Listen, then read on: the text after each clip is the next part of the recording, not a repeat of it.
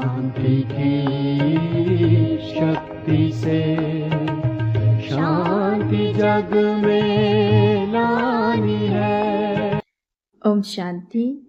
आज की मुरली है 14 फरवरी 2026 की। मीठे बच्चे, तुम सर्वोत्तम सौभाग्यशाली ब्राह्मण कुलभूषण हो। तुम्हें स्वयं भगवान बधाइयाँ देते हैं। प्रश्न, बाप बच्चों को संगम पर ही सृष्टि का समाचार सुनाते हैं, सतयुग में नहीं, क्यों?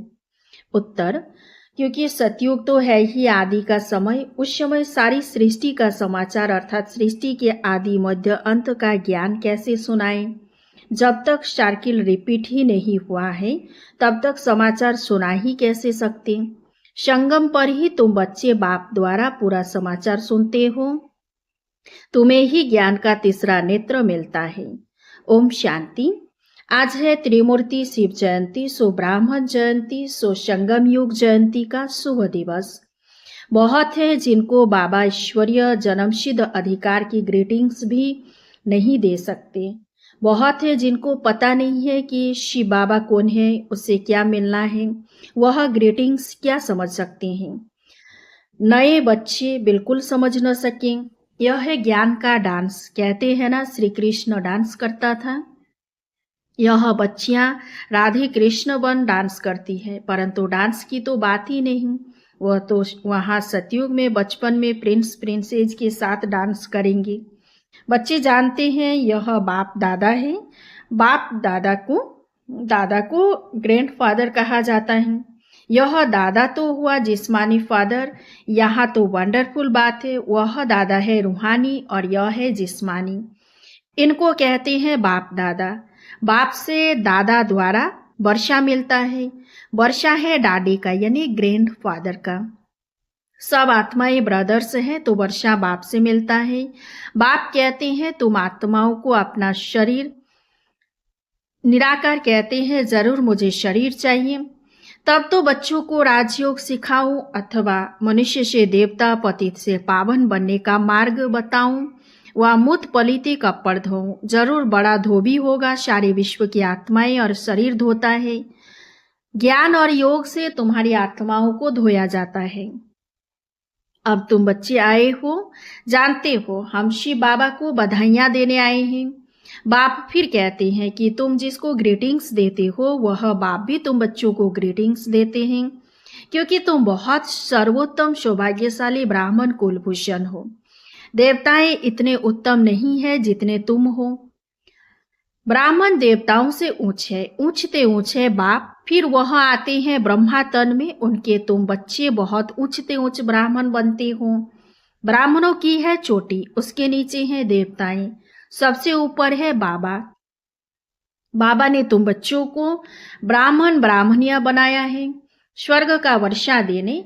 इन लक्ष्मी नारायण के देखो कितने मंदिर बनाए हैं, माथा टेकते हैं। भारतवासियों को यह तो मालूम होना चाहिए कि यह भी मनुष्य है, लक्ष्मी नारायण दोनों अलग अलग हैं। यहाँ तो एक मनुष्य के दोनों नाम रखते हैं। एक का नाम लक्ष्मी नारायण अर्थात अपने को विष्णु चतुर्भुज कहते हैं। लक्ष्मी नारायण अथवा राधे कृष्ण नाम रखाए हैं तो चतुर्भुज हो गए ना। वह विष्णु तो है सूक्ष्म वतन का एम ऑब्जेक्ट। तुम इस विष्णुपुरी के मालिक बनेंगे।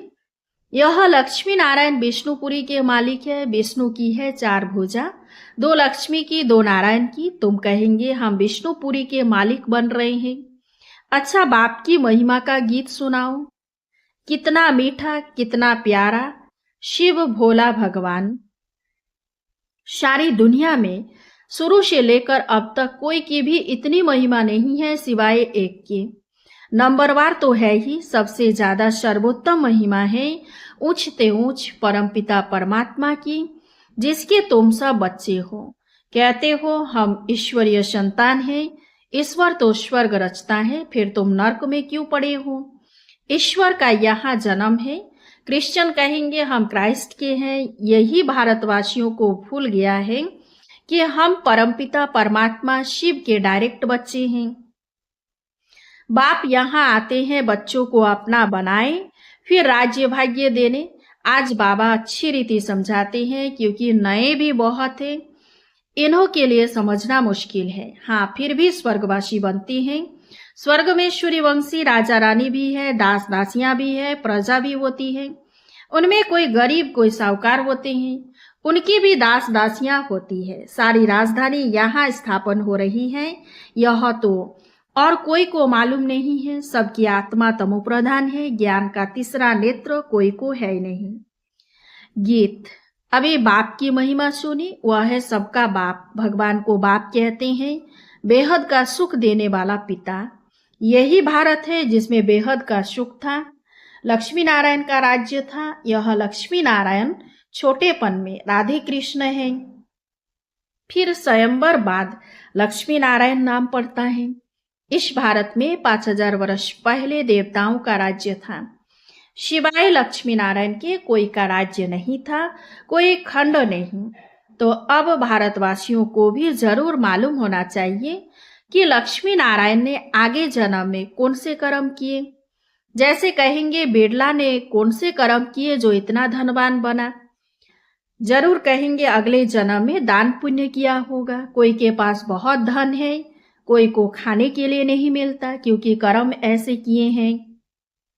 कर्म को तो मानते हो, कर्म अकर्म विकर्म की गति गीता के भगवान ने सुनाई थी, जिसकी महिमा सुनी। शिव भगवान है एक, मनुष्य को भगवान नहीं कहा जाता है। अब बाप कहाँ आया है, समझाते हैं। सामने महाभारत लड़ाई खड़ी है, तो मीठे ते मीठा बाबा समझाते हैं। इनको दुख में सब याद करते हैं, दुख में सिमरन सब करें। शिव बाबा को दुख में सब याद करते हैं, सुख में कोई नहीं करता। स्वर्ग में तो दुख नहीं था, वहां बाप का पाया हुआ वर्षा था। 5000 वर्ष पहले जब शिव बाबा आया तो भारत को स्वर्ग बनाया। अब नर्क है, बाप आए हैं स्वर्ग बनाने। दुनिया को तो पता भी नहीं, कहते हैं हम सब अंधे हैं। अंधों की लाठी बाप, आप प्रभु आओ, आकर आंखें प्रदान करो। तुम बच्चों को ज्ञान का तीसरा नेत्र मिला है। जहां हम आत्माएं रहती है वह है शांति धाम। बाप भी वहां रहते हैं, तुम आत्माएं और हम रहते हैं। इनकी आत्मा को कहते हैं मैं तुम सब आत्माओं का बाप वहां रहता हूँ। तुम पुनर्जन्म का पार्ट बजाते हो, मैं नहीं बजाता हूँ। तुम विश्व के मालिक बनते हो, मैं नहीं बनता हूँ। तुमको 84 जन्म लेने पड़ते हैं। तुमको समझाया था कि हे बच्चे, तुम अपने जन्मों को नहीं जानते हो। 84 लाख जन्म कहते हैं, यही झूठी बातें हैं। मैं ज्ञान का सागर पतित पावन हूँ। मैं आता तब हूँ जब सब पतित है, तभी आकर सृष्टि के आदि मध्य अंत का राज समझाए, त्रिकालदर्शी बनाता हूँ।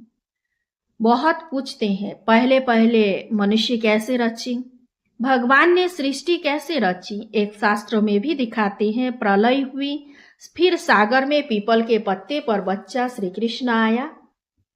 बाप कहते हैं ऐसी कोई बात नहीं, यह बेहद का ड्रामा है। दिन है सतयुग त्रेता, रात है द्वापर कलयुग। बच्चे बाप को बधाइयां देते हैं। बाप कहते हैं तत्वतम, तुम भी 100% दुर्भाग्यशाली से 100% सौभाग्यशाली बनते हो। तुम भारतवासी वह थे, परंतु तुमको पता नहीं है। बाप आकर बताते हैं तुम अपने जन्मों को नहीं जानते हो। मैं आकर बताता हूँ तुमने 84 जन्म लिए हैं। बाप तुमको संगम पर सारे सृष्टि का समाचार सुनाते हैं। सतयुग में थोड़े ही सुनाएंगे। जिस समय सृष्टि के आदि मध्य अंत हुए नहीं तो उसका समाचार कैसे सुनाए। मैं आता हूँ अंत में, कल्प के संगम युगे। शास्त्रों में लिखा है युगे युगे श्री कृष्ण भगवानुवाच, गीता में लिख दिया है। सब धर्म वाले श्री कृष्ण को भगवान थोड़े ही मानेंगे। भगवान तो निराकार है ना, वह है सब आत्माओं का बाप। बाप से वर्षा मिलता है, तुम सब आत्माएं भाई भाई हो। परमात्मा को सर्वव्यापी कहने से ही फादरहुड हो जाता है। फादर को कभी वर्षा मिलता है क्या? वर्षा बच्चों को मिलता है। तुम आत्माएं सब बच्चे हो। बाप का वर्षा जरूर चाहिए। हद के वर्षे से तुम राजी नहीं होते हो, इसलिए पुकारते हो। तुम्हारी कृपा से सुख घनेरे मिले थे, अब फिर रावण द्वारा दुख मिलने से पुकारने लगे हो। सबकी आत्माएं पुकारती है क्योंकि इनको दुख है, इसलिए याद करती है, बाबा आकर सुख दो। अभी इस ज्ञान से स्वर्ग के मालिक बनते हो। तुम्हारी सदगति होती है, इसलिए गाया जाता है, सर्व का सदगति दाता एक बाप। अभी सब दुर्गति में है, फिर सर्व की सदगति होती है। जब लक्ष्मी नारायण का राज्य था तो तुम स्वर्ग में थे, बाकी सब मुक्ति धाम में थे। अब हम बाप द्वारा राजयोग सीखते हैं। बाप कहते हैं, कल्प के संगम पर मैं तुमको पढ़ाता हूँ, मनुष्य से देवता बनाता हूँ। अभी तुम बच्चों को सारा राज समझाता हूँ। शिवरात्रि कब हुई है यह तो मालूम होना चाहिए। क्या हुआ, शिव बाबा कब आया, कुछ नहीं जानते तो पत्थर बुद्धि ठहरे ना। अभी तुम पारस बुद्धि बनते हो। भारत पारसपुरी गोल्डन एज था। लक्ष्मी नारायण को भी भगवान भगवती कहते हैं। उन्हों को वर्षा भगवान ने दिया, फिर दे रहे हैं। तुमको फिर से भगवान भगवती बना रहे हैं। अभी यह तुम्हारा बहुत जन्मों के अंत का जन्म है। बाप कहते हैं, विनाश सामने खड़ा है। इनको कहा जाता है रुद्र ज्ञान यज्ञ। वह सब मैटेरियल यज्ञ होते हैं। यह है ज्ञान की बात। इसमें बाप आकर मनुष्य को देवता बनाते हैं। तुम बधाइयां देते हो शिव बाबा के आने की। बाबा फिर कहते हैं, मैं अकेला थोड़े ही आता हूँ, मुझे भी शरीर चाहिए। ब्रह्मा तन में आना पड़े, पहले पहले सूक्ष्म वतन रचना पड़े, इसलिए इनमें प्रवेश किया है। यह तो पतित था, 84 जन्म ले पतित बना है, सब पुकारते थे। अब बाप कहते हैं, मैं फिर से तुम बच्चों को वर्षा देने आया हूँ। बाप ही भारत को स्वर्ग का वर्षा देते हैं। स्वर्ग का रचयिता बाप है, जरूर स्वर्ग की सौगात ही देंगे। अभी तुम स्वर्ग के मालिक बन रहे हो। यह पाठशाला है भविष्य में मनुष्य से 21 जन्मों के लिए देवता बनने की। तुम स्वर्ग के मालिक बन रहे हो। 21 पीढ़ी तुम सुख पाते हो। वहां अकाले मृत्यु होती नहीं। जब शरीर की आयु पूरी होती है तब साक्षात्कार हो जाता है। एक शरीर छोड़ दूसरा लेते हैं। सर्प का भी मिसाल है ना। तुम बच्चे अभी बाप को बधाइयां देते हो, बाप फिर तुमको बधाइयां देते हैं। तुम अभी दुर्भाग्यशाली से सौभाग्यशाली बन रहे हो। पतित मनुष्य से पावन देवता बनते हो। चक्र तो फिरता है, यह तो तुम बच्चों को समझाना है। फिर यह प्राय लोप हो जाता है। सतयुग में ज्ञान की दरकार नहीं रहती। अभी तुम दुर्गति में हो, तब इस ज्ञान से सदगति मिलती है। बाप ही आकर स्वर्ग की स्थापना करते हैं। सर्व का सदगुरु एक ही है। बाकी भक्ति मार्ग के कर्म कांड से कोई की सदगति नहीं होती। सबको सीढ़ी नीचे उतरना ही है। भारत शतो प्रधान था, फिर 84 जन्म लेने पड़े, फिर अब तुमको चढ़ना है। मुक्तिधाम घर जाना है। अब नाटक पूरा होता है। यह पुरानी दुनिया खत्म हो जाएगी। भारत को अविनाशी खंड कहा जाता है। बाप का जन्म स्थान कब खत्म नहीं होता। तुम शांति धाम में जाकर फिर आएंगे, आकर राज्य करेंगे। पावन और पतित भारत में ही होते हैं। 84 जन्म लेते लेते पतित बने हो, योगी से भोगी बने हो। यह है रौरव नर्क, महान दुख का समय है। अभी तो बहुत दुख आने का है। खूने नाहक खेल है, बैठे बैठे बॉम्ब्स गिरेंगे। तुमने क्या गुनाह किया, नाहक सबका विनाश हो जाएगा। विनाश का साक्षात्कार तो बच्चों ने किया है। अब तुम सृष्टि चक्र का ज्ञान जान गए हो। तुम्हारे पास ज्ञान की तलवार, ज्ञान खड़ग है। तुम हो ब्रह्मा की मुख वंशावली ब्राह्मण। प्रजापिता भी बाबा है। कल पहले भी इसने मुख वंशावली पैदा की थी। बाप कहते हैं, मैं कल्प कल्प आता हूँ। इसमें प्रवेश कर तुमको मुख वंशावली बनाता हूँ। ब्रह्मा के द्वारा स्वर्ग की स्थापना कराता हूँ। स्वर्ग में तो भविष्य में ही जाएंगे। छी दुनिया तो खत्म होनी चाहिए। बेहद का बाप आती ही है नई दुनिया रचने। बाप कहते हैं, मैं तुम बच्चों के लिए हथेली पर बहिष्ट ले आया हूँ। तुमको कोई भी तकलीफ नहीं देता हूँ। तुम सब द्रौपदियां हो। अच्छा, मीठे मीठे सिकिलधे बच्चों प्रति माता पिता बाप दादा का याद प्यार और गुड मॉर्निंग।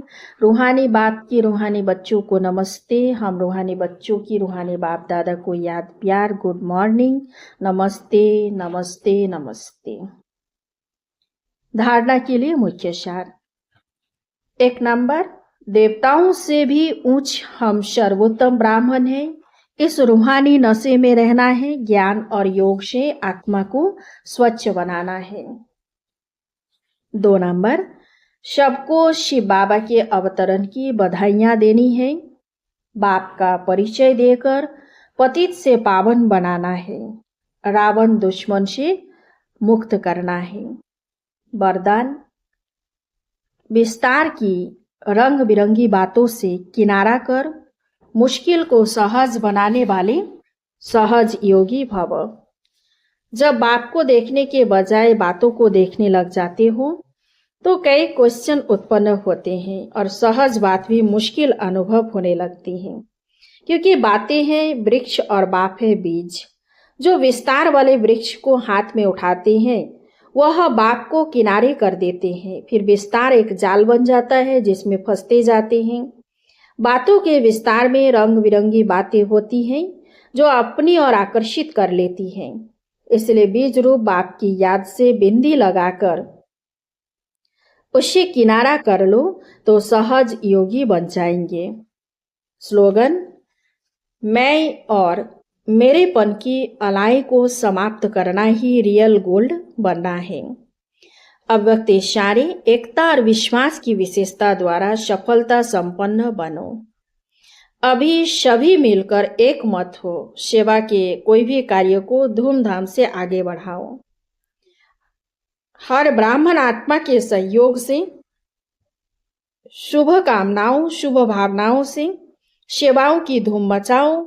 अगर कोई मुख से बोल नहीं सकते तो मनसा वायुमंडल से सुख की वृत्ति, सुखमय स्थिति से सुखमय संसार बनाएं। कहाँ जा नहीं सकते हो, तबीयत ठीक नहीं है तो घर बैठे यह सेवा करो। सेवा में सहयोगी जरूर बनो, तब सर्व के सहयोग से सुखमय संसार बनेगा। अच्छा, ओम शांति। इस चैनल को सब्सक्राइब कीजिए, लाइक कीजिए, कमेंट कीजिए, शेयर कीजिए। शांति की शक्ति से शांति जग में